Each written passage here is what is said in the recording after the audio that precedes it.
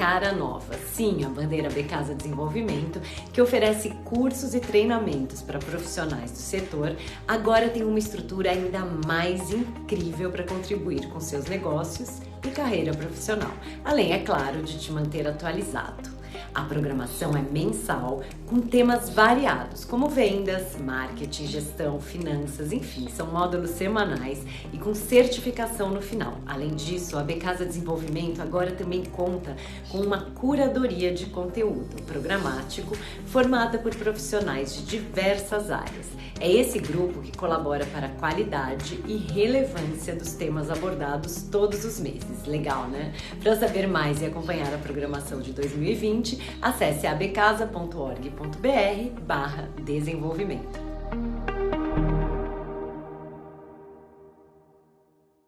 O Becasa Desenvolvimento está de cara nova. Sim, a Bandeira Becasa Desenvolvimento, que oferece cursos e treinamentos para profissionais do setor, agora tem uma estrutura ainda mais incrível para contribuir com seus negócios e carreira profissional, além, é claro, de te manter atualizado. A programação é mensal, com temas variados, como vendas, marketing, gestão, finanças, enfim, são módulos semanais e com certificação no final. Além disso, a Becasa Desenvolvimento agora também conta com uma curadoria de conteúdo programático formada por profissionais de diversas áreas. É esse grupo que colabora para a qualidade e relevância dos temas abordados todos os meses. Legal, né? Para saber mais e acompanhar a programação de 2020, acesse abcasa.org.br/desenvolvimento.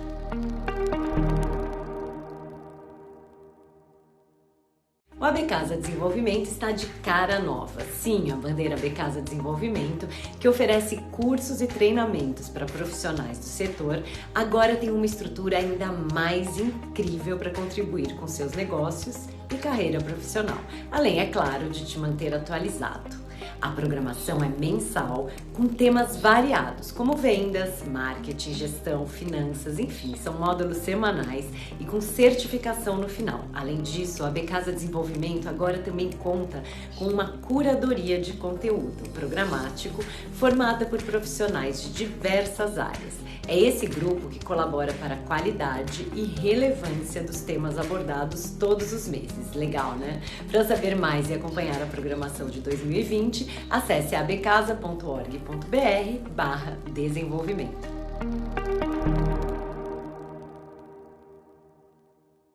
O Becasa Desenvolvimento está de cara nova. Sim, a Bandeira Becasa Desenvolvimento, que oferece cursos e treinamentos para profissionais do setor, agora tem uma estrutura ainda mais incrível para contribuir com seus negócios e carreira profissional, além, é claro, de te manter atualizado.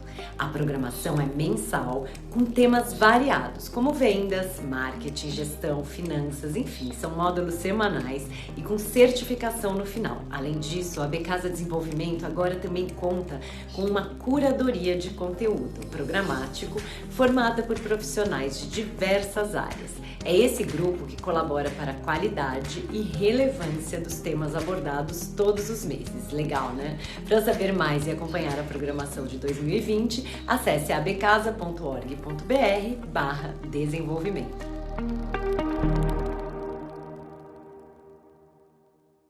O Becasa Desenvolvimento está de cara nova. Sim, a Bandeira Becasa Desenvolvimento, que oferece cursos e treinamentos para profissionais do setor, agora tem uma estrutura ainda mais incrível para contribuir com seus negócios e carreira profissional, além, é claro, de te manter atualizado.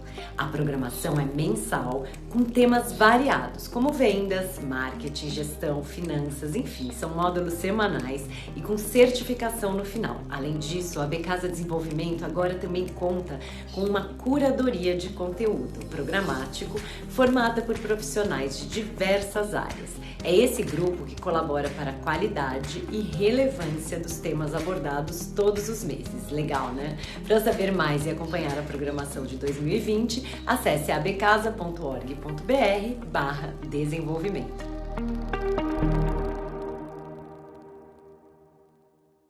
O O AB Casa Desenvolvimento está de cara nova. Sim, a bandeira AB Casa Desenvolvimento, que oferece cursos e treinamentos para profissionais do setor, agora tem uma estrutura ainda mais incrível para contribuir com seus negócios e carreira profissional, além, é claro, de te manter atualizado. A programação é mensal, com temas variados, como vendas, marketing, gestão, finanças, enfim, são módulos semanais e com certificação no final. Além disso, a AB Casa Desenvolvimento agora também conta com uma curadoria de conteúdo programático formada por profissionais de diversas áreas. É esse grupo que colabora para a qualidade e relevância dos temas abordados todos os meses. Legal, né? Para saber mais e acompanhar a programação de 2020, acesse abcasa.org.br/desenvolvimento.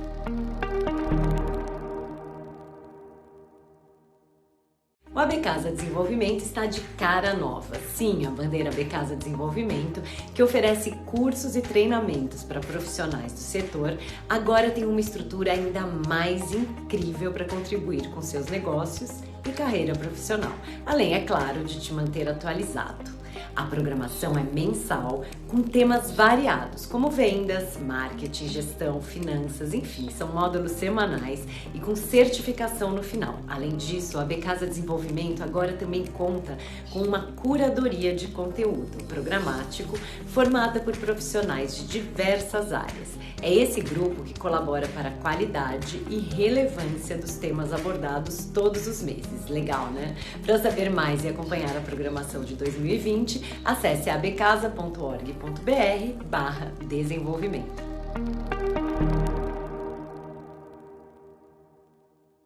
O AB Casa Desenvolvimento está de cara nova. Sim, a bandeira AB Casa Desenvolvimento, que oferece cursos e treinamentos para profissionais do setor, agora tem uma estrutura ainda mais incrível para contribuir com seus negócios e carreira profissional, além, é claro, de te manter atualizado.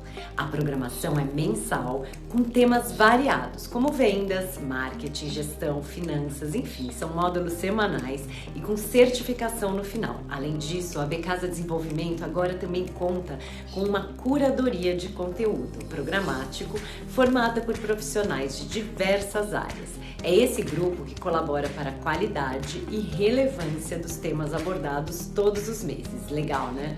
Para saber mais e acompanhar a programação de 2020, acesse abcasa.org.br/desenvolvimento.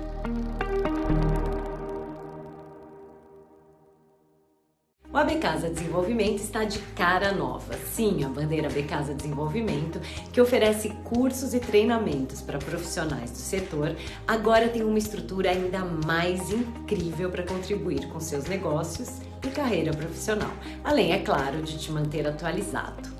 A programação é mensal, com temas variados, como vendas, marketing, gestão, finanças, enfim, são módulos semanais e com certificação no final. Além disso, a AB Casa Desenvolvimento agora também conta com uma curadoria de conteúdo programático formada por profissionais de diversas áreas. É esse grupo que colabora para a qualidade e relevância dos temas abordados todos os meses. Legal, né? Para saber mais e acompanhar a programação de 2020, acesse abcasa.org.br/desenvolvimento.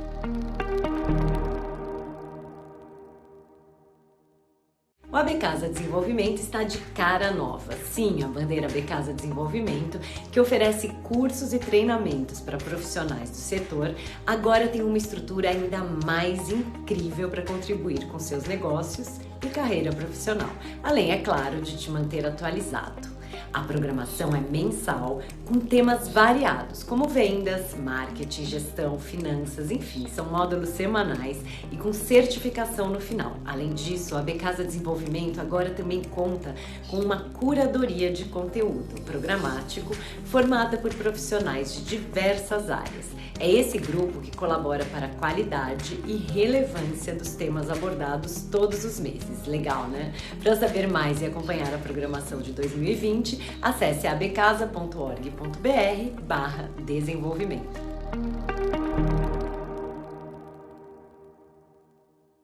O AB Casa Desenvolvimento está de cara nova. Sim, a bandeira AB Casa Desenvolvimento, que oferece cursos e treinamentos para profissionais do setor, agora tem uma estrutura ainda mais incrível para contribuir com seus negócios e carreira profissional, além, é claro, de te manter atualizado. A programação é mensal, com temas variados, como vendas, marketing, gestão, finanças, enfim, são módulos semanais e com certificação no final. Além disso, a AB Casa Desenvolvimento agora também conta com uma curadoria de conteúdo programático formada por profissionais de diversas áreas. É esse grupo que colabora para a qualidade e relevância dos temas abordados todos os meses. Legal, né? Para saber mais e acompanhar a programação de 2020, acesse abcasa.org.br/desenvolvimento.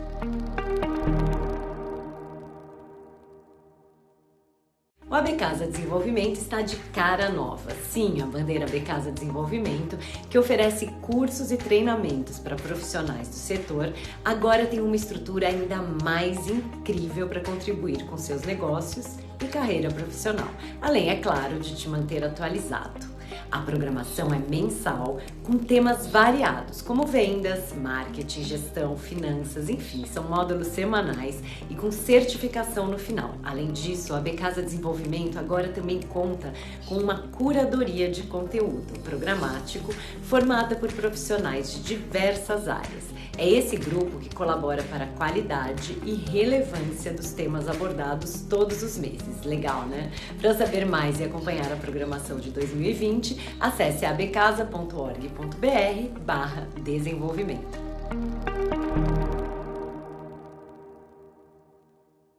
O AB Casa Desenvolvimento está de cara nova. Sim, a bandeira AB Casa Desenvolvimento, que oferece cursos e treinamentos para profissionais do setor, agora tem uma estrutura ainda mais incrível para contribuir com seus negócios e carreira profissional, além, é claro, de te manter atualizado. A programação é mensal, com temas variados, como vendas, marketing, gestão, finanças, enfim, são módulos semanais e com certificação no final. Além disso, a AB Casa Desenvolvimento agora também conta com uma curadoria de conteúdo programático formada por profissionais de diversas áreas. É esse grupo que colabora para a qualidade e relevância dos temas abordados todos os meses. Legal, né? Para saber mais e acompanhar a programação de 2020, acesse abcasa.org.br/desenvolvimento.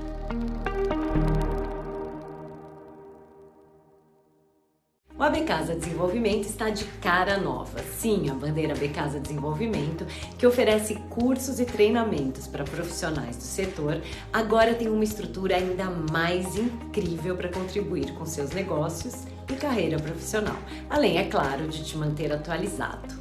A programação é mensal, com temas variados, como vendas, marketing, gestão, finanças, enfim, são módulos semanais e com certificação no final. Além disso, a AB Casa Desenvolvimento agora também conta com uma curadoria de conteúdo programático formada por profissionais de diversas áreas. É esse grupo que colabora para a qualidade e relevância dos temas abordados todos os meses. Legal, né? Para saber mais e acompanhar a programação de 2020, acesse abcasa.org.br/desenvolvimento.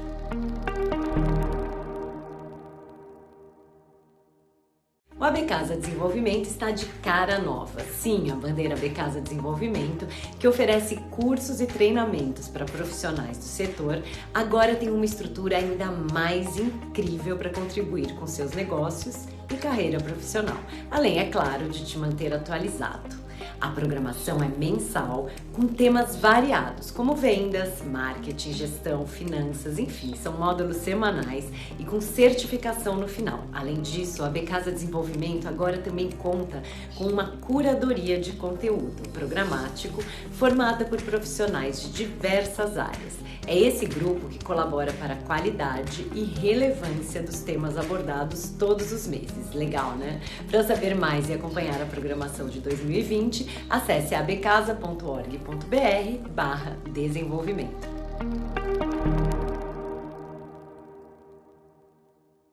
O O AB Casa Desenvolvimento está de cara nova. Sim, a bandeira AB Casa Desenvolvimento, que oferece cursos e treinamentos para profissionais do setor, agora tem uma estrutura ainda mais incrível para contribuir com seus negócios e carreira profissional, além, é claro, de te manter atualizado.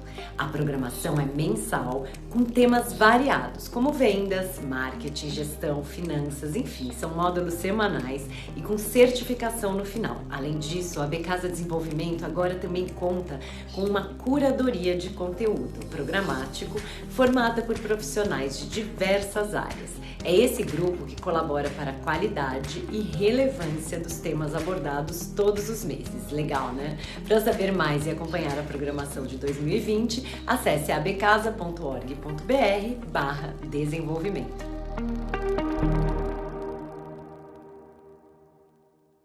O AB Casa Desenvolvimento está de cara nova. Sim, a bandeira AB Casa Desenvolvimento, que oferece cursos e treinamentos para profissionais do setor, agora tem uma estrutura ainda mais incrível para contribuir com seus negócios e carreira profissional, além, é claro, de te manter atualizado. A programação é mensal, com temas variados, como vendas, marketing, gestão, finanças, enfim, são módulos semanais e com certificação no final. Além disso, a AB Casa Desenvolvimento agora também conta com uma curadoria de conteúdo programático formada por profissionais de diversas áreas. É esse grupo que colabora para a qualidade e relevância dos temas abordados todos os meses. Legal, né? Para saber mais e acompanhar a programação de 2020, acesse abcasa.org.br/desenvolvimento.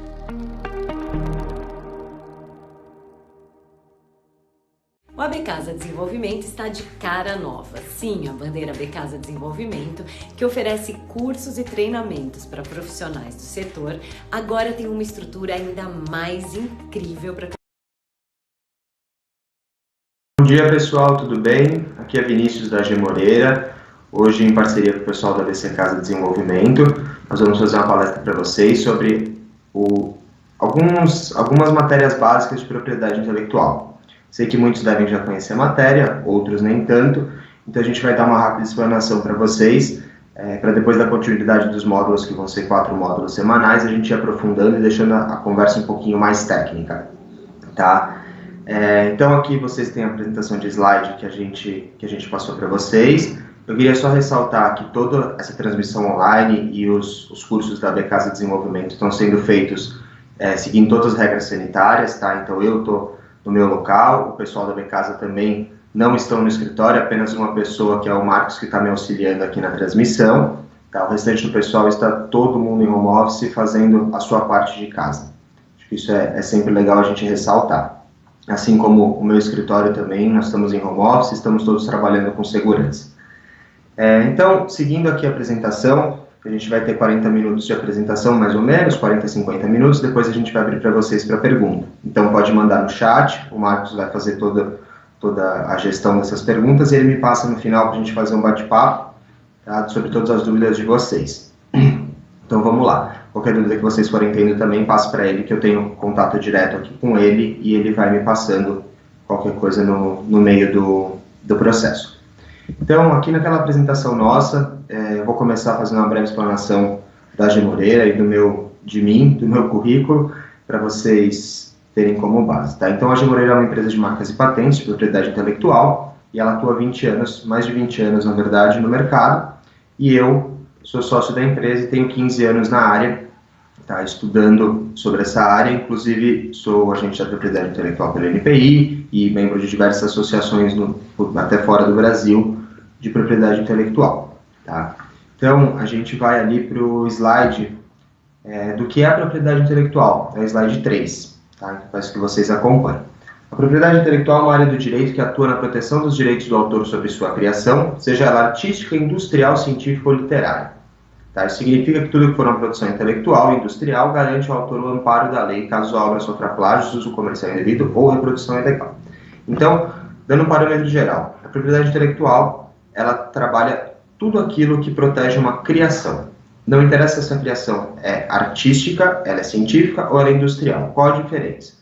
Tá? Os científicos são estudos científicos tá? Como fazem universidades, como agora com a pandemia a gente está vendo diversos cases de estudos de universidades, de empresas mesmo que fazem essa análise, tá? Literária é tudo aquilo que a gente fala em música, livros, cursos, estudos dessa natureza. E industrial é tudo aquilo que tem uma aplicação industrial, tá? Que são as marcas, as patentes, os desenhos industriais, que são usados na indústria, ou no comércio, ou em serviços, para uma questão econômica, tá? Então, acho que esse é o primeiro parâmetro geral. Então, é basicamente, a propriedade intelectual está aqui em cima e ela se divide em produção intelectual e propriedade industrial, tá?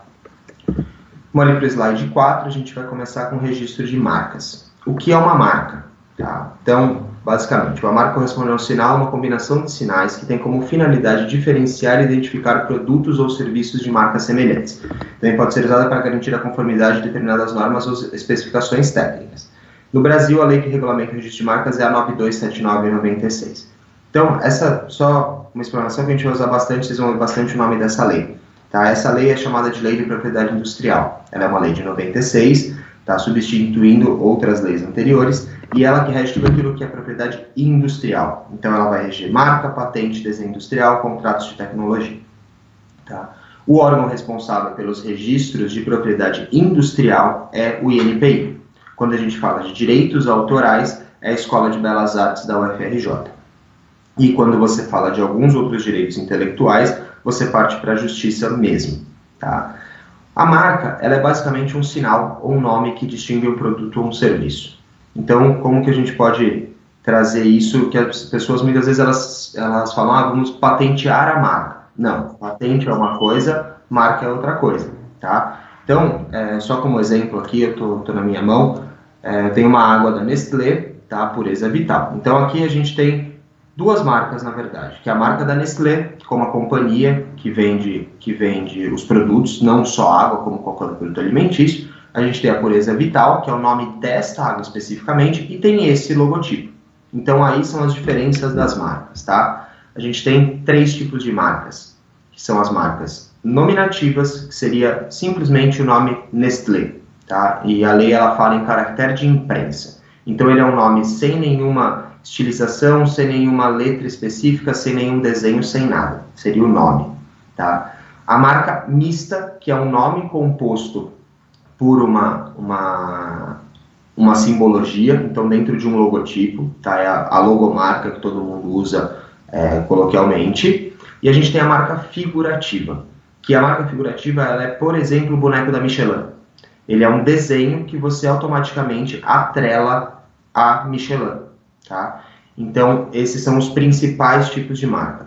Fora isso, nós temos a marca de indicação geográfica, que são, por exemplo, a marca Champagne. Tá? A marca Champagne é uma indicação geográfica. Por quê? Só pode usar a marca Champagne quem produz vinho na região de Champagne, na França. Tá? Só usa a marca Café do Cerrado Mineiro quem produz o café no Cerrado Mineiro. Por quê? Essas marcas, elas são obtidas por associações de produtores que eles demonstram e comprovam que aquele determinado lugar, com o solo, com o clima, ele produz um produto diferente do restante do mundo. Então, eu posso usar a mesma uva em diferentes lugares do mundo, que aquele produto com aquelas características eu só vou ter naquela região. Tá? Então, isso é uma marca de indicação geográfica. A gente tem algumas aqui no Brasil, tem a região de Bento Gonçalves no sul, tem o Café do Cerrado Mineiro, tem a Serra da Mantiqueira também com café, tá? A gente tem algumas outras no Nordeste com produtos característicos. Tá? As marcas, elas visam, então, diferenciar a empresa. Eu acho que para muitos de vocês que estão me assistindo, isso é o carro-chefe da proteção de vocês. Tá? A marca, ela traz, como o AG Moreira que vocês estão vendo ali, é uma marca registrada. Geralmente tem aquele Rzinho na lateral. Ele não é necessário que acompanhe, mas as pessoas colocam para demonstrar para um terceiro que o Rzinho ele indica que você tem uma proteção e que você pode negar a um terceiro o uso indevido dessa marca. Tá? Outra coisa que é interessante de marcas, tudo aquilo que o titular quiser bloquear contra terceiros, ele só tem o direito de bloquear com o registro. Tá? A marca, ela não traz uma proteção simplesmente por você usar a marca. Exemplo, eu tenho a minha empresa há 20 anos e eu já uso essa marca há 20 anos, só que eu não registrei. E veio uma outra pessoa e registrou essa marca. Eu posso fazer ela parar de usar? Se você tiver um registro da sua marca, você consegue isso quase que automaticamente, tá? Por parte da justiça, porque quem discute isso é a justiça, tá? Uma ação judicial. Agora, se você não tem essa marca registrada, você vai ter uma ação judicial muito mais penosa, onde você tem que comprovar, principalmente uma litigância de má-fé desse terceiro, tá? Onde ele usou a sua marca indevidamente. Então, ela é atributiva de direito, que a gente fala. Você tem o direito de quando você registra. Se você não registra, você não tem o direito garantido. Assim como cabe ao dono da marca zelar pela sua marca. Então, ele precisa tomar conta contra terceiros, ver se alguém está usando e ele se defender contra esse terceiro. O INPI ou a justiça não vai tomar conta disso sozinha para você, tá? Eu trouxe aqui alguns números sobre as marcas, tá, na história. Então, vem desde 1999, e vocês estão vendo o gráfico que é no próximo slide, tá? Então, as marcas, a gente partiu lá de 93 mil marcas em 1999, e 2018 a gente fechou com 204 mil marcas. A gente ainda não tem o dado atualizado de 2019, por isso que eu não coloquei aqui para vocês, tá? A fonte disso é o próprio NPI, e a gente tem aqui uma evolução muito grande, né, com mais que dobrou nesses quase 20 anos, o registro de marcas, e também isso se dá pelo aumento não só da economia, mas pelo aumento também de empresas, tá, no país, que cresceu muito o número de empresas abertas no país. Tá? Então, fazendo a sua proteção, principalmente porque antigamente você não tinha essa preocupação e você tinha muita cópia, muita pirataria e brigas judiciais que chegaram, eu já tive brigas judiciais que chegaram a demorar 10, 12 anos, tá? Por uma questão de não ter um registro de marca. Isso acaba sendo extremamente custoso para o empresário brigar por esse direito quando ele não tem um registro e, assim, chega a ser 15 vezes mais caro do que registrar uma marca, tá? Então, o interessante da gente acompanhar esse gráfico, entender isso historicamente, é exatamente essa necessidade da proteção, tá? Que isso é o correto. Você tem países, por exemplo, Estados Unidos, que é o maior país do mundo em proteção de propriedade intelectual, em que esse número supera o Brasil em 10, 12 vezes, tá? É muito mais avançada a necessidade de proteção nos Estados Unidos, tá? No próximo slide, a gente tem aqui a origem dos depositantes de marca no Brasil. Isso é muito interessante, tá? 86% das marcas são depositadas por empresas brasileiras, então sejam elas empresas 100% nacionais, sejam elas instituições, governo, ou empresas que sejam filiais que têm matrizes internacionais, mas elas são de origem brasileira, ela tem um CNPJ no Brasil. 4% Estados Unidos, depois vem a Alemanha, França, China e Reino Unido com 1% cada um. E aí depois vem o restante do mundo. Então isso demonstra que o Brasil é o país que mais investe em propriedade intelectual no próprio Brasil, para a questão de marca, tá? E você tem os Estados Unidos, que tem as maiores companhias, principalmente de bens de consumo do mundo, vindo em segundo, tá? Como Unilever, Procter & Gamble, etc., que as matrizes são lá e trazem para o Brasil. Aí a gente tem aqui dos depositantes de marca que são residentes do Brasil, 48% deles são empresas de pequeno porte, ME e MEI, 25% médio e grande porte, 23 pessoas físicas e 3 associações com intuitos não econômicos. Então, vamos lá. Isso aqui também é um dado bem relevante, porque muita gente pensa, registrar marca é muito caro, isso é coisa para empresa grande, isso não é para o pequeno. Os números mostram que não. Na verdade, o pequeno e o médio, e médio que eu digo na nossa realidade, tá? Aqui no NPI eles colocam a empresa média como acima de 500 funcionários. Então, o pequeno empresário, ele é quem de fato registra mais marca, até porque ele é correspondente pelo maior motor da economia do Brasil. Todo mundo sabe disso e acho que agora na pandemia isso está muito claro. O sofrimento e a perda de empregos das pessoas, principalmente com o pequeno empresário. A grande empresa não precisou demitir, a pequena empresa precisou demitir. Só que são essas empresas que fazem o mercado girar, fazem o mercado acontecer. E aqui está comprovado, são 50% dos depositantes de marca. Então são quem de fato inovam e fazem e correm atrás. Tá? Esses 25% de empresas médias e grandes são as empresas que todo mundo conhece, como eu citei, a Nestlé, a Unilever, a Procter & Gamble, são essas empresas enormes que fazem o registro das suas marcas, geralmente com uma indicação da matriz de fora do Brasil. Tá? E as pessoas físicas, 23%, também é um dado muito interessante, porque o INPI começou a aceitar registro de marca de pessoa física tem 4 ou 5 anos. Antes disso, a pessoa física não podia fazer um registro de marca, a não ser que ela fosse um profissional autônomo regulamentado, como um advogado que tem OAB, como um médico que tem CRM, então ou um músico mesmo, que ele tem a carteirinha da Ordem dos Músicos do Brasil. Então só essas pessoas podiam fazer registro de marca como pessoa física. Então isso bloqueava muito, porque olha, eu quero registrar, porém eu não tenho como. Tá? O INPI mudou essa normativa interna e aceita as pessoas físicas, que aí você pode entender principalmente pelas startups, pessoas que estão começando, que têm o seu pequeno comércio hoje na internet. Então, poxa, as pessoas começaram a fazer comida, por exemplo, para vender online, ou outros produtos, ou você vende bolsas, ou você vende acessórios. Então, esse pequeno também pode fazer, tá? E não é tão custoso quanto parece. O registro de marca, pelo bem que ele traz à empresa, até porque ele é um bem ativo, isso nós vamos conversar um pouquinho mais para frente em outro módulo, ele é um ativo da empresa, então ele é como se ele fosse um carro, como se ele fosse um equipamento, ele tem valor econômico, tá? E muitas empresas, inclusive, o valor da marca é muito maior que a companhia. Isso também eu vou trazer numa próxima aula para vocês, mas, por exemplo, a Coca-Cola, a marca Coca-Cola vale muito mais do que as fábricas da Coca-Cola, tá?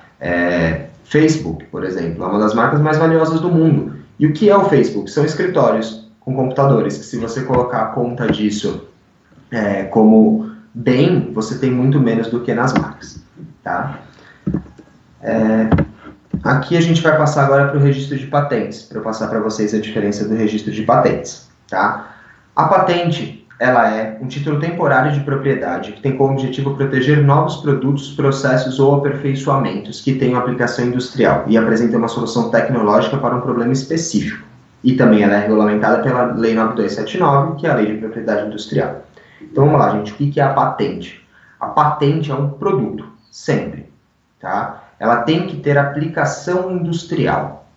Então, tudo aquilo que a gente pensa, olha, dentro de um carro você tem, às vezes, 500, 600 patentes. Cada componente de um carro pode ser uma patente.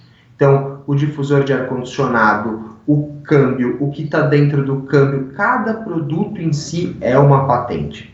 Tá? Então, a gente pode tratar outras diversas coisas. Tá? Eu estou olhando aqui na minha casa e eu tenho aquele vidro na varanda. Então, isso foi um cliente do escritório que faz, e ele fez a patente do sistema de travamento e de rolagem do vidro dele.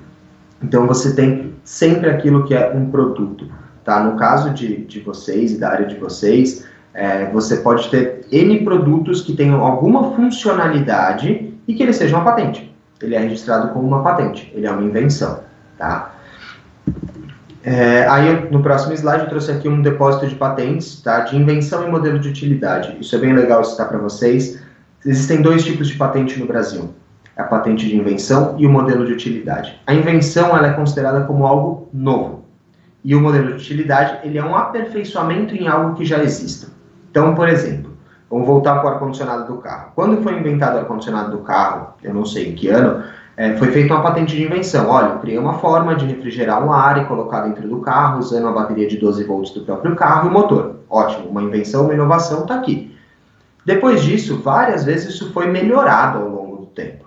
Porque talvez o primeiro ar-condicionado consumisse quase toda a energia da bateria, não gelava tanto, e você teve outras correções que foram gerando modelos de utilidade. Olha, dentro disso que existe, eu tenho um aperfeiçoamento disso aqui. Tá? Então, isso tem para as mais diversas coisas que a gente possa imaginar.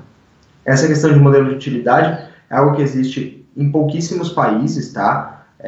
No Brasil, nos Estados Unidos, na Argentina e no Paraguai. O restante dos países geralmente é só patente, não tem essa divisão.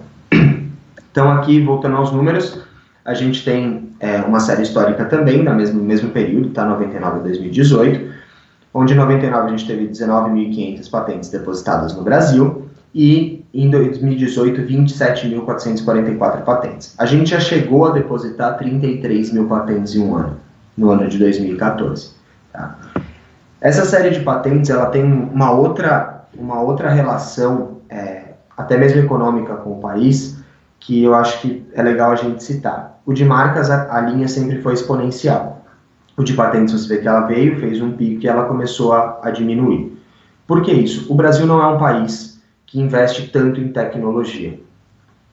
Tá? E patente, a gente geralmente fala de tecnologia. Seja ela avançada ou seja ela mais simples. Tá? Não me importa se a gente está falando de algo extremamente tecnológico ou de algo extremamente mecânico. Pode ser uma patente. Uma coisa bem simples, aquele sisteminha de você apertar o seu guarda-chuva, um botão e ele abrir. É algo simples e é uma patente. É diferente de você pegar e empurrar para cima. Então, não precisa ser algo extremamente tecnológico. Isso é algo que as pessoas criaram na cabeça, que não, para eu fazer uma patente tem que ser um negócio ultra revolucionário. E não. Tá? Às vezes as soluções mais simples, elas geram patente e elas são muito mais vendáveis para o titular do que aquilo de extrema tecnologia. Tá? Então a gente vê... Sim, é só tomar uma água, pessoal. Então a gente veio aqui de uma série histórica de crescimento. A gente chegou ali em 2014 com 33 mil patentes e isso decaiu. Tá? Então isso tem muito a ver também com as crises econômicas, tá? Que a gente sofreu e a diminuição dessa fomentação da inovação, onde a gente sabe que no Brasil isso é mais complicado para as empresas. Então você tem uma maior parte das empresas que importam produtos da China ou de outros países, tá? E não desenvolvem no Brasil todos os produtos que elas fazem. E muitos outros também, e muito também pela queda do mercado, onde você tem, talvez lá nas marcas, o aumento das marcas foi muito mais por serviço do que por indústria. E como a patente é sempre algo industrial, você tem essa queda determinada aqui. No próximo slide, a gente tem também os dados de depositantes de patente de invenção no Brasil, onde vocês podem ver, o primeiro é os Estados Unidos com 30%. Tá? O Brasil vem em segundo com 20%, a Alemanha em terceiro com 8%, depois os demais. Ou seja, aqui em relação às marcas, onde você tinha uma maioria avassaladora de brasileiros depositando marcas, patente você tem muito mais empresas de fora. Tá? Se você somar Estados Unidos, Alemanha, Japão e França, você tem 50% das patentes depositadas no Brasil. O que isso indica? Isso indica que a tecnologia que nós estamos usando e as inovações que nós estamos usando no Brasil, elas são provenientes de tecnologia desenvolvida fora. Então isso acontece muito porque o americano vai, desenvolve um produto, seja ele uma empresa, seja ele uma pessoa, e ele traz essa patente do Brasil, tá, para o Brasil. Então ele obtém uma exclusividade de venda do produto dele não só nos Estados Unidos, como no Brasil também. Então ninguém pode importar, ninguém pode copiar, ninguém pode comercializar o produto dele sem uma licença. Tá? Existem alguns tratados internacionais, tanto para a marca quanto para a patente, onde você traz essa patente de fora para o Brasil em determinado período e você não perde o seu direito à exclusividade dela. Então isso por isso que as pessoas fazem o registro das patentes em diversos países no mundo. Tá? Inclusive, você tem um sistema internacional de patentes, que eu vou trazer para vocês mais para frente também, que é o PCT, onde você pode a mesma patente distribuir ela para o mundo inteiro, tendo por base a mesma data de depósito e o mesmo processo mãe, que pode ser no Brasil, pode ser nos Estados Unidos, pode ser na Europa, em qualquer lugar. Tá? E aí você tem uma diferença muito grande de patente para a marca, onde as marcas, elas são, a análise delas de cópia, ela é uma análise feita no banco de dados do Brasil. Então, o NPI único exclusivamente olha o banco de dados do Brasil. Vou depositar uma marca ABC, ele vai olhar as marcas que existem no Brasil registradas. Quando eu falo de patente, essa busca da novidade da patente, tá? Então ela segue sempre 3 pontos, que é atividade inventiva, novidade absoluta e aplicação industrial. Essa novidade da patente ela é buscada pelo NPI, pelos examinadores, no mundo inteiro. Então, por mais que eu tenha um produto que eu criei, ele é inovador no Brasil, mas ele já exista na Rússia, eu não posso registrar a patente. Eu posso usar, mas eu não posso registrar, porque ele já é um domínio público. Então, isso todo mundo pode fazer no mundo inteiro. Se o russo que fez a primeira patente não trouxe para o Brasil, está liberado para eu fazer aqui no Brasil. Depois de 1 ano, se ele não trouxe para cá, está liberado isso. Tá? Então, voltando ao que eu falei agora há pouco, dos 3 passos da patente, que eu acho que isso é legal deixar claro. Tá? Aplicação industrial, que ele tem que ser produzido em escala industrial, tem que entrar numa linha de produção. Tá? Não necessariamente eu preciso ter uma indústria para ter uma patente. Tá? Eu posso criar um produto que eu consiga fazer em casa, porém de forma industrial, tá? Que possa ser feito de forma industrial. Novidade absoluta, a patente não pode ser demonstrada para ninguém. Quando você desenvolve um produto novo, isso é um problema de muitas empresas que a gente recebe lá no escritório. A empresa desenvolve o produto, faz tudo, leva para o cliente dela, tá? Não registra, o cliente vai lá, pega a ideia dela e passa para um terceiro fazer. Vocês devem passar por isso diversas vezes também. Tá? E aí você acaba não tendo nada o que fazer. Porque esse terceiro começa a fazer, você não toma conhecimento, quando você toma conhecimento, você já perdeu o seu direito da novidade absoluta dessa patente. Tá? E o ato inventivo, que é de fato a invenção. Isso aqui tem que ser novo. Ele tem que trazer uma solução para algo que já exista ou ser inovador no mercado. Então, o perfil de depositante de patente de invenção no Brasil, 42% são pessoas físicas, 28% são instituições de ensino e pesquisa e governo, 18 são empresas de média e grande e 11 pequenas empresas. Tá? Vou explicar um pouquinho para vocês sobre isso. Primeira questão que eu acho que tem que isolar, que é instituições de ensino e pesquisa e governo. Tá? Eles são os maiores geradores de tecnologia no Brasil, principalmente as universidades. Então, sempre que você tem um aluno de mestrado, de doutorado, de pós-doutorado, aqueles trabalhos que são feitos, eles são registrados como patente na maior parte das vezes. Então, a tecnologia do Brasil, e a gente está acompanhando isso também agora na pandemia, onde a gente escuta falar muito de Fiocruz, de Unifesp, de diversas universidades, do FRJ, etc., trabalhando por vacina e sequenciamento de gene de DNA. Então, todos esses trabalhos científicos são feitos, eles são registrados como patente. Quando a gente volta aqui para as pessoas físicas com 42%, eu gosto sempre de fazer um link dessas pessoas físicas com as pequenas empresas, tá? Geralmente, a pequena empresa, que ela tem um sócio ou dois sócios, ela é uma empresa menor, ela faz o registro da patente na pessoa física, primeiro, porque as taxas de NPI são reduzidas em 60% quando é feito na pessoa física. O tempo de processamento dessa patente para ela ser registrada, que às vezes pode chegar a demorar 6, 7 anos para uma empresa, ela cai para 2, 3 anos para uma pessoa física, e você tem um grande risco do quê? Daquela pequena empresa ser fechada ou vendida para uma empresa maior, mas o dono da empresa, que é quem inventou de fato, quem pôs a mão na massa, continua com o título daquela invenção. Então, mesmo que ele venda a empresa dele, para a empresa que comprou usar o produto dele, ele tem que licenciar e ele tem que pagar um royalty. Tá? E aí a gente vem para as grandes empresas, médias e grandes, que são, novamente, geralmente multinacionais. Então, quando você pega ali que os Estados Unidos tem 30% das patentes, geralmente essas 18% de grandes empresas vêm dali, ou da Alemanha. Então você tem a Pfizer, você tem diversas outras farmacêuticas, você tem a Caterpillar e você tem outras empresas gigantes que trazem as patentes para o Brasil e entra nesse rito, até porque quando uma patente vem de fora, ela vem dos Estados Unidos já com o exame feito nos Estados Unidos, você consegue agilizar muito mais o processo no Brasil. Tá?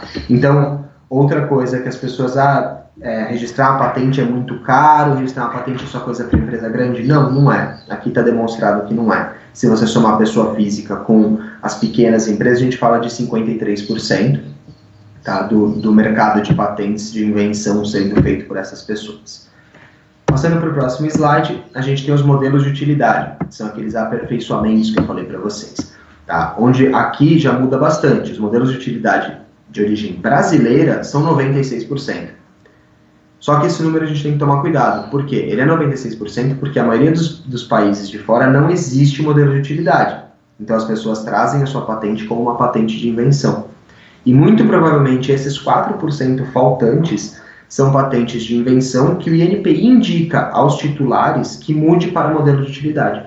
Então ele fala assim, legal, sua patente é nova, ela pode ser concedida, mas isso aqui é um modelo de utilidade nas leis brasileiras. Então acho que entra aí esses 4%. Tá? E o perfil muda bastante também. Você tem 66% de pessoas físicas.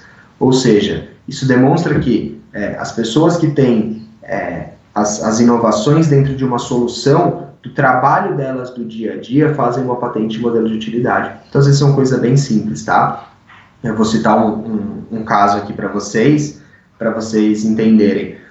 Como é que é isso? A Volkswagen, ela fez, acho que 30 anos atrás, um questionário na linha de montagem, porque eles tinham um problema sério com umas caixinhas de produto que ia colocar nos carros, que às vezes iam vazias do fornecedor. Então eles colocavam aquilo no carro, montavam e não funcionava. Eles começaram a conversar com o pessoal da linha de montagem como solucionar aquilo. Então vieram eles soluções, olha, vamos colocar uma balança de precisão para a hora que passar a caixinha, ele já vê se tem tudo ou não. Até que veio uma pessoa, um funcionário da Volkswagen, e falou, vamos colocar um ventilador na lateral da linha. Porque aquilo que tiver vazio, o ventilador vai cuspir para fora da linha de montagem. Então, aquilo foi a solução mais barata, mais simples, e de fato virou um soprador, e aquilo virou uma patente de modelo de utilidade. Ele não criou nada exponencialmente revolucionário, mas para aquele momento, e ele que trabalhava naquela linha, aquilo foi a solução desejada. Tá? Então, isso entraria bem como modelo de utilidade. Vamos passar aqui para o próximo slide, tá? Que eu acho que isso aqui é interessante quando a gente fala de patente das entidades públicas, científicas e de ensino. Então aqui a gente tem esse mapinha do Brasil, onde o que está em roxo são as publicações científicas do Brasil, e o amarelo, quase laranja ali, são as patentes. Então você pode ver que o Brasil cria muito mais material científico do que pedido de patente de residente brasileiro, tá? Isso demonstra duas coisas.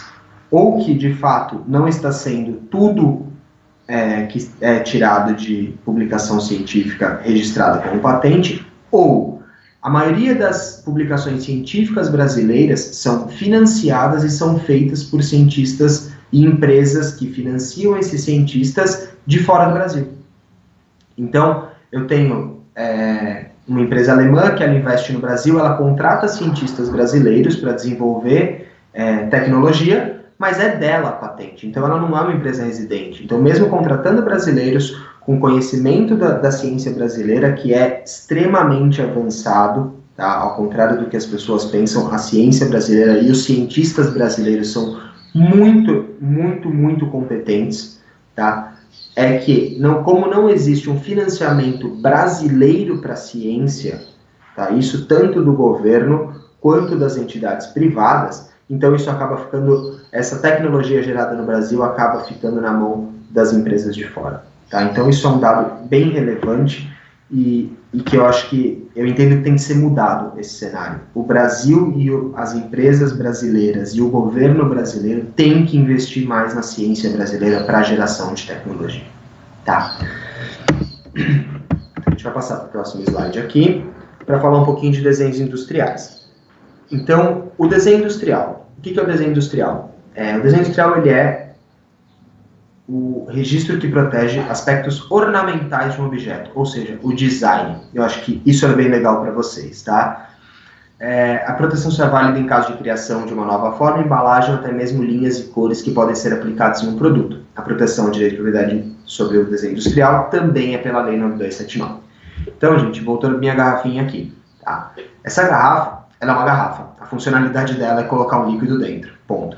Só que ela tem uma estilização plástica. Ela tem o formato dela, com uma cinturinha aqui, tá? Esse formato, provavelmente, ele foi estudado por um designer de produto, para que eu possa encaixar minha mão, segurar essa garrafa não cair, ou até mesmo assim, e etc.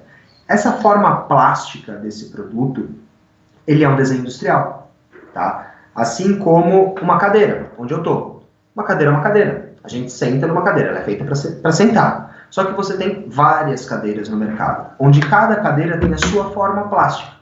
Então, aquilo é um produto novo, ele é um desenho industrial. Eu estou requerendo a minha formatação, o meu design, tá? Isso são para objetos de decoração, para utensílios domésticos, para o sofá, para tudo, para tudo. Então, num carro que eu citei para vocês lá atrás, toda a mecânica e a tecnologia embarcada são patentes, mas o design do carro, as linhas do carro, são desenhos industriais. Porque eu não tenho nenhuma criação técnica na linha de um carro, mas eu tenho o desenho que foi feito, e esse desenho é um desenho industrial. Ele é uma criação do desenho industrial. Como a gente tem, por exemplo, um cliente no escritório que faz vaso de planta. Poxa, quantos vasos de planta existem no mercado? Diversos. Cada um com as suas características e cada um pode ser um desenho industrial. Tá? Então, Eu acho que para vocês isso é bem interessante, a ideia de desenho industrial. Então eu tenho, por exemplo, uma vela, né, para você colocar em casa, uma vela de decoração. Poxa, uma vela, eu vou até pegar uma aqui que eu tenho, que é um desenho industrial de um cliente nosso. Essa vela, ela é uma vela, tá? Ela acende normal aqui em cima. Só que ela foi feita como um desenho industrial, porque ela tem uma formatação diferente, ela tem esse design por dentro, que é feito em vidro. Então, apesar da funcionalidade dela não ter nenhuma inovação, porque literalmente eu vou acender e ela vai ficar sendo uma vela, o design dela é protegido, tá? Então, o desenho industrial, ele traz uma proteção também por 25 anos para o titular dele, caso ele queira, tá? E ele pode trazer variações. Então, não necessariamente somente essa garrafa. Eu posso fazer essa garrafa, posso fazer essa garrafa com um pouquinho de diferenciação aqui nesse desenho, tá? E ele pode ser o mesmo desenho industrial. Então, a gente consegue elencar alguns elementos no mesmo desenho industrial. Aqui a gente, no próximo slide, tem a série histórica também de desenhos industriais, e assim como as patentes, tá? Ele teve um crescimento bem grande até 2014, e depois ele caiu um pouco, tendo uma leve retomada em 2018. Mas isso indica para mim a mesma coisa que as patentes, é a questão de inovação, de produto, de venda de produto e produto novo, geração de produto novo. Que no Brasil a gente tem esse problema de mercado no geral, não só em um mercado ou em outro mercado, que é essa diminuição de 2014 para cá, que inclusive foi quando se assentou a crise econômica, etc. Acho que tem alguns fatores que a gente poderia ficar discutindo por horas aqui do porquê disso. Tá? A gente vai para o próximo slide, a origem dos depositantes de desenho industrial no Brasil. Novamente, os brasileiros lideram, 60%, os Estados Unidos vem com bastante força atrás, com 15%, a França depois com 5% e os demais. Então, o desenho industrial, assim como a patente, assim como a marca, ele pode ser trazido de fora por uma empresa, tá? Usando a mesma base do desenho industrial que ele tem lá. Então, a empresa americana desenvolveu esta embalagem para a água da Nestlé.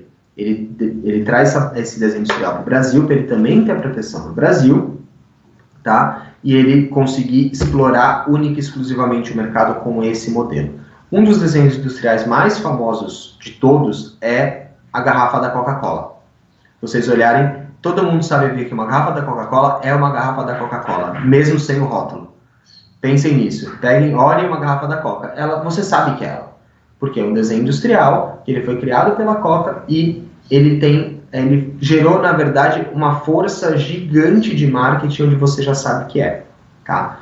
Aqui dos depositantes de desenho industrial, a gente tem 39% de pessoas físicas, 36% de empresas médio e grande porte, 23% de pequenas empresas e 2% de instituições de pesquisa e governo. Por que as instituições de pesquisa têm muito menos? Porque o negócio deles é gerar inovação, é gerar tecnologia. Então, o desenho industrial, como ele não necessariamente precisa ser uma inovação, uma tecnologia, muitas vezes para essas instituições não faz sentido um desenho industrial, a proteção disso. Geralmente você tem aqueles protótipos que você vê feitos por algumas universidades, por exemplo, a FEI aqui em São Bernardo do Campo, que tem muito protótipo de carro e etc., mas o protótipo ele não é bonito, ele é funcional. E aí aquilo é vendido para alguma empresa que faz ele ficar bonito, coloca uma carcaça bonita. E aqui, novamente, a gente deve somar as pessoas físicas com as empresas de pequeno porte, ME e MEI, tá? Porque isso é muito linkado. Muitas vezes o dono da empresa faz o nome dele, por uma questão de custo e etc., e também para aquilo ser uma propriedade dele, porque ele colocou a mão na massa e desenvolveu na maioria das vezes. Ele que teve a ideia e etc. E as empresas médio e grande porte, que são geralmente, de novo falando, as multinacionais. Tá? E algumas brasileiras, mas são as multinacionais. E, gente, aqui entra, em desenho industrial pode entrar tudo que você pensar em forma plástica. Tá? Um abajur, um pote, uma tampa, um carro, uma roda, tudo pode ser feito como um desenho industrial, desde que ele seja uma criação plástica sem uma funcionalidade. Tá? Então, vamos lá para o próximo, que aí é um outro assunto, que são os direitos autorais. Então, aqui, o ramo do direito, que protege as obras literárias, artísticas ou científicas e que regulamenta as relações jurídicas surgidas a partir da criação e utilização. Então, direito autoral, ele já é regido por outra lei, como vocês podem ver aqui no finalzinho, que é a Lei 9610 de 98, ou Lei de Direitos Autorais. Tá? O direito autoral, ele é a criação de um livro, ele é a criação de um estudo, ele é a criação, muitas vezes, de um desenho plástico, de uma estampa, tá? Isso é um direito autoral, é uma criação literária, artística ou científica. O que muitas vezes acontece é, eu desenvolvi um trabalho científico, eu vou registrar isso como um direito autoral, ele vai virar um livro protegido, tá? Um filme, um roteiro de um filme, um enredo de uma novela, tudo isso entra em direito autoral, ele é muito mais literário e artístico do que o industrial que a gente estava falando até agora. Então, marca, patente e desenho industrial são industriais. O direito autoral ele é algo mais literário e artístico, e científico também. Tá? Então, ele é basicamente a proteção, ela é uma proteção que ela vigora por toda a vida do autor, mais 70 anos após a sua morte. Como, por exemplo, os bonecos da Disney, o Mickey e a Minnie, eles são um direito autoral. O Peter Pan, o Popeye e tantos outros personagens são direitos autorais. Tá? Como você teve na Copa do Mundo do Brasil, todos os bonequinhos que foram criados para a Copa são direitos autorais. Você pega, por exemplo, toda a Globo, ela registra as novelas e os enredos da novela dela como direito autoral. Livro, você sempre vê lá um Czinho com uma bolinha que é de copyright, que é o direito autoral. E esse direito autoral ele tem validade fora do Brasil também. Então, o fato de eu registrar ele no Brasil, eu posso brigar ou impedir terceiros em qualquer lugar do mundo, tá, de copiar o meu direito autoral, porque eu criei. Então ele é uma criação muito mais pessoal do que profissional, vamos dizer assim, tá? Mesmo que isso seja a sua profissão, mas ele é uma criação do intelecto da pessoa. Próximo slide aqui a gente fala de direito de imagem, tá? O direito de imagem, ele é basicamente como a gente vê muitas vezes em jogadores de futebol. Vou passar rapidinho por isso, porque é uma questão um pouco mais simples, tá? O direito de imagem, ele é a imagem da pessoa. Então, eu, Vinícius, eu tive que assinar uma autorização para a Becasa Desenvolvimento, para o produto deles, para eles usarem a minha imagem para mostrar para vocês, e para ficarem com esse conteúdo e etc. Então, eu autorizei que eles usassem a minha imagem, tá? Porque eu tenho o direito da minha imagem, como todos vocês têm. Como a gente vê, às vezes, na TV, mostrando reportagem com as pessoas com o rosto esfumaçado, porque elas não deram o direito da sua imagem de aparecer. Como jogador de futebol, muitas vezes ele faz o quê? Ele tem o salário desse tamanho e o direito de imagem gigante para aquilo não entrar com tributação e etc., que não é algo correto.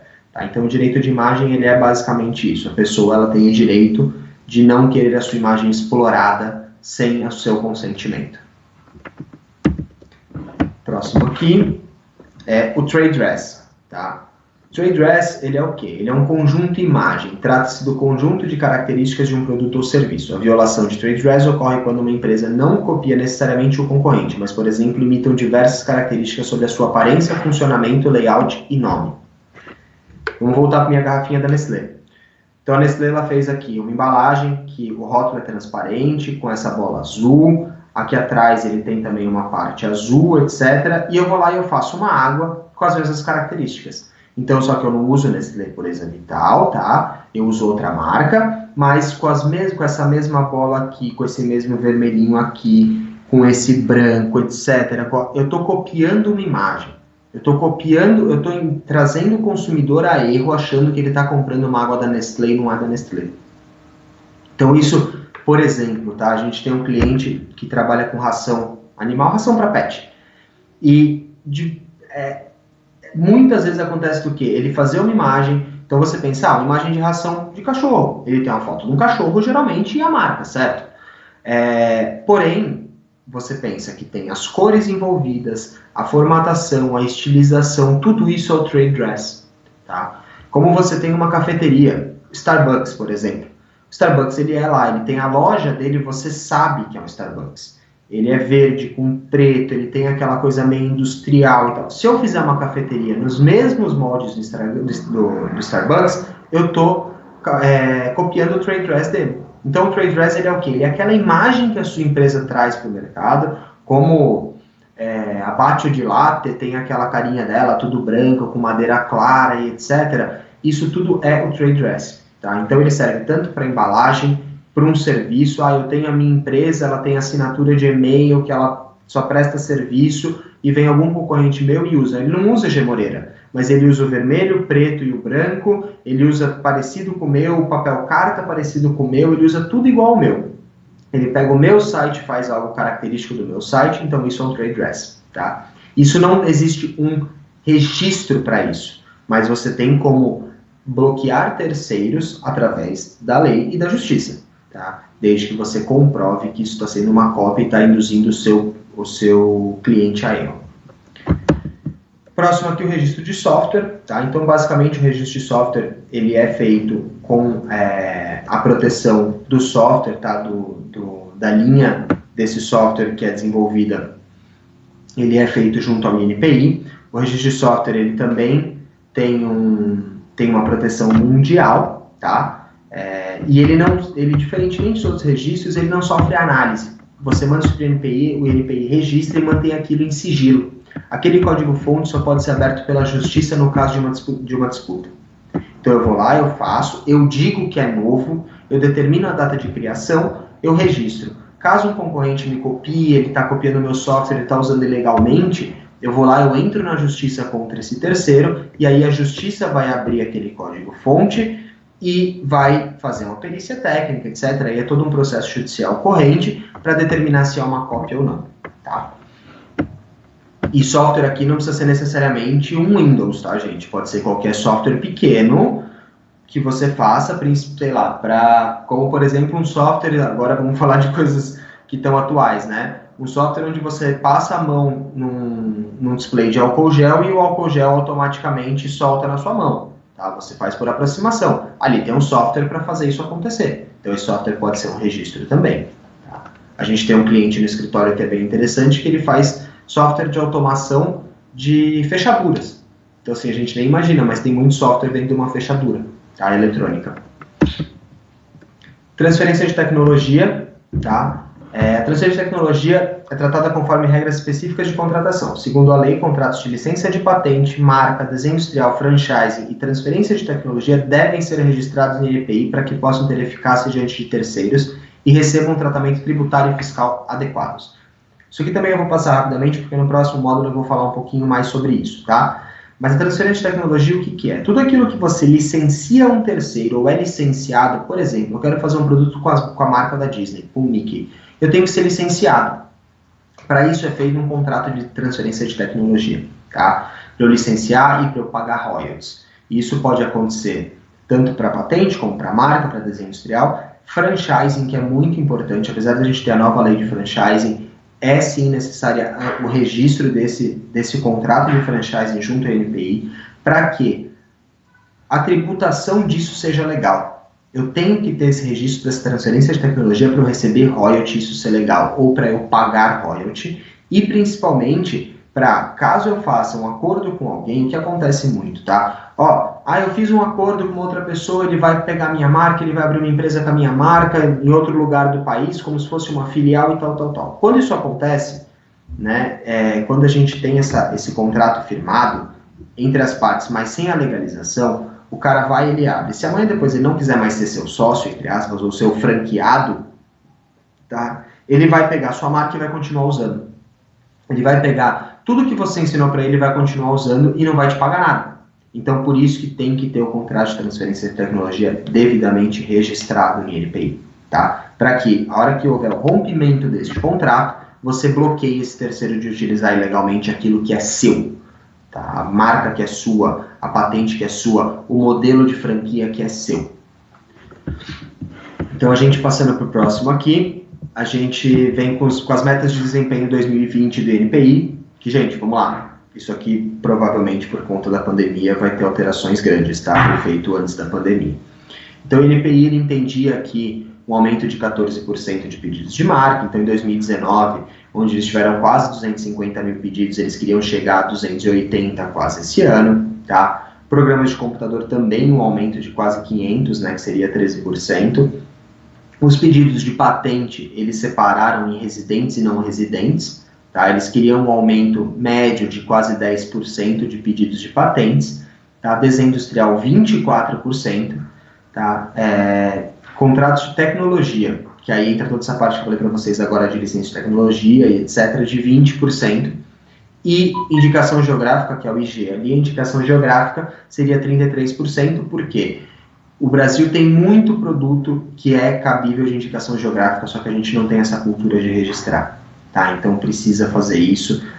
Acabou de sair a indicação geográfica da Serra da Mantiqueira, dos bordados de Caicó, no Nordeste, perto de Natal, que são indicações geográficas que têm de ser protegidas. Muito provavelmente, tá, esses números vão ser trazidos para baixo, tá? Eu acredito que talvez eles não se realizem em 50% do que eram as metas por conta da pandemia e dessa parada que deu, mas eles demonstram o quê? Que o Brasil vinha assim numa crescente de retomada e de desenvolvimento de tecnologia. Tá? E o importante aqui, eu acho que é citar para vocês aí como um fechamento do que eu queria falar com vocês, é o pós-pandemia, até porque o meu tempo também daqui a pouco já acaba, pessoal.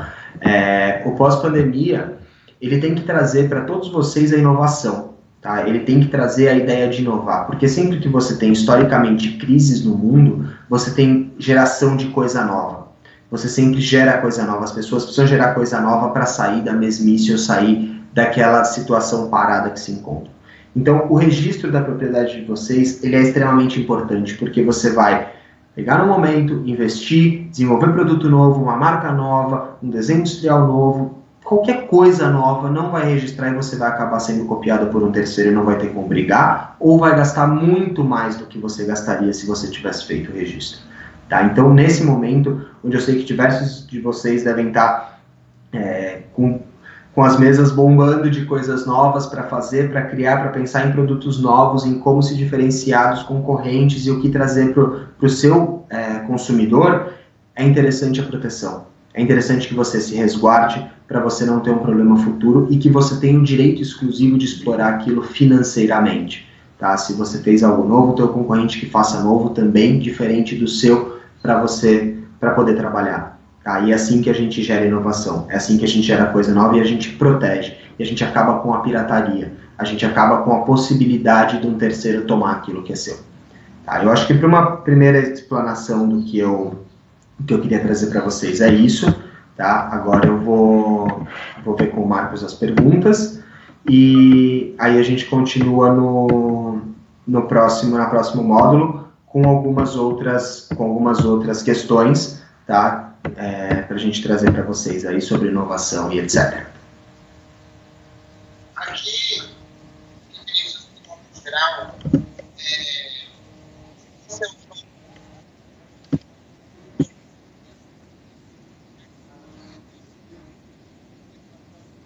Uhum.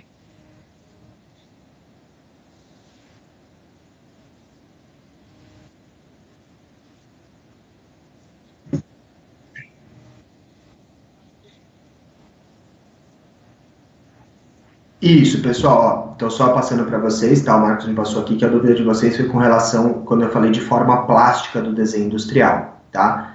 Forma plástica não necessariamente precisa ser um produto de plástico, não, ele pode ser feito de qualquer material, pode ser feito de aço, de cerâmica, de qualquer material, é que a gente chama forma plástica pela ideia de desenho plástico, tá? Como ideia de desenho, mas ele pode ser em qualquer material, ele pode ser com o que vocês quiserem fazer. Tá? Cerâmica, principalmente, você tem algumas cerâmicas que elas registram todos os seus produtos, tá? Como desenhos industriais. Tá? Uhum.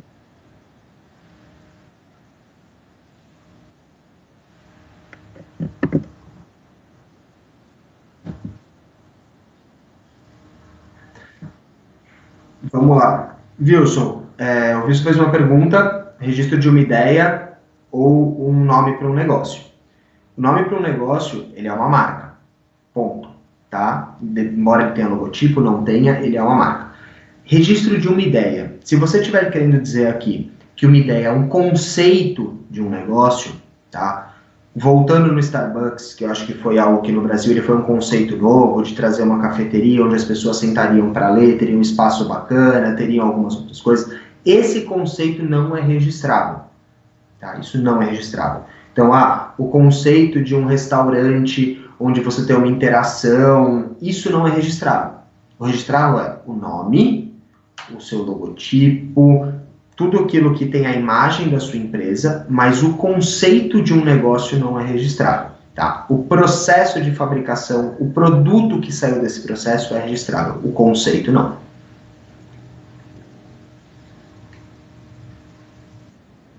É isso? Tá.